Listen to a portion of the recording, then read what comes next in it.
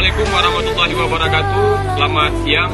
Kami dari Polres Aceh Barat pada hari ini Kamis tanggal 27 November tahun 2025 sedang melaksanakan evakuasi banjir di hari kedua, di mana beberapa wilayah di Aceh Barat terdampak banjir.